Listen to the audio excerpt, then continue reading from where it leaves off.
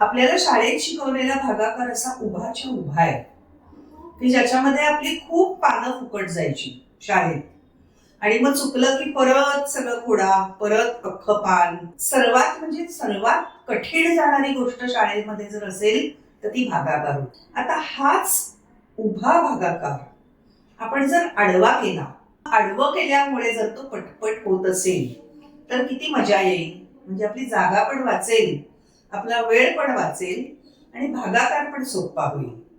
वैदिक गणितामध्ये आडवा भागाकार करण्याचीच पद्धत आहे. चला तर आपण शिकूया आज आडवा भागाकार कसा करायचा.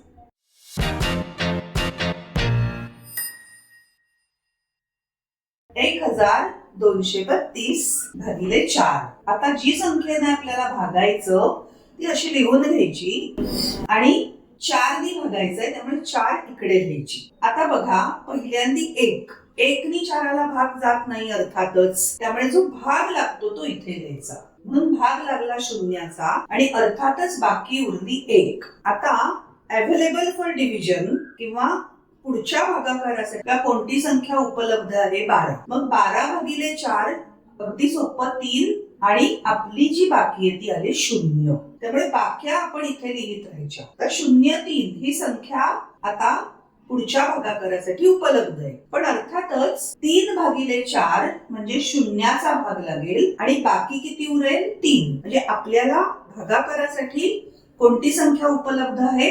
32. आणि 32 भागिले 4 भाग लागला 8 आणि अर्थातच बाकी उरली 0. त्याच्यामुळे 1232 भागिले 4 आपलं उत्तर आलं 308 हा भागाकार आणि बाकी 0. म्हणजे उभ्याच्या ऐवजी जर आपण आडवा भागाकार केला तर तो सोपा जातो. आता आपण एक संख्या घेणार आहोत जिचं उत्तर आपण दशांश पूर्णांकात काढणार आहोत भागाकार करून. 3 1 1 2 4 7 भागिले 5. मोठी संख्या आहे आणि बघूया आता किती पटापट आपण उत्तर काढतो. तर अर्थातच ही संख्या लिहिली आणि 5 नी आपल्याला भागायचंय. 3 नी 5ला भाग जात नाही, त्यामुळे बाकी आली 3.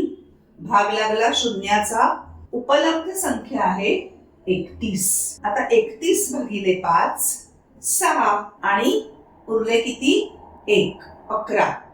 Next available number is 11. 11 भागिले 5 2चा भाग लागला, उरला 1. पुढची उपलब्ध संख्या भागाकारासाठी 12. आता 12 भागिले 5 भाग लागला 2चा, उरले 2. 24. 24 भागिले 5 भाग लागला 4चा, उरले 4. कारण 5 चोक 20, 24 वजा 20 4. आता 47. 5 9 45 डेसिमल, कारण सगळे नंबर संपले म्हणून दशांश पूर्णांक.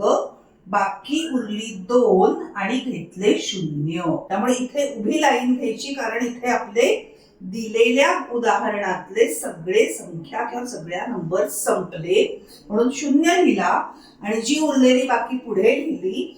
आता उपलब्ध किती आहेत आपल्याकडे डिव्हिजनसाठी किंवा भागाकारासाठी? 20. आता 20 ही संख्या उपलब्ध आहे भागाकारासाठी. 20 भागिले 5 भाग लागला 4चा, बाकी आली 0 आणि त्याच्यामुळे दशांश पूर्णांकामध्ये आपलं उत्तर आलं 62249 किंवा 62,249.4 म्हणजे 62,249.4. अशा प्रकारे आपल्याला मोठ्या मोठ्या संख्यांचा भागाकार आडवा केला तर तो फास्ट होतो. त्याचप्रमाणे आपली पूर्ण जी जागा असते ती वाचते आणि विशेषतः आपल्याला रफ वर्क मध्ये जेव्हा भागाकार करायला लागतो तेव्हा आडव्या भागाकाराची जी पद्धत आहे ती खूप सोपी पण आहे आणि आपला वेळ वाचवणारी आहे.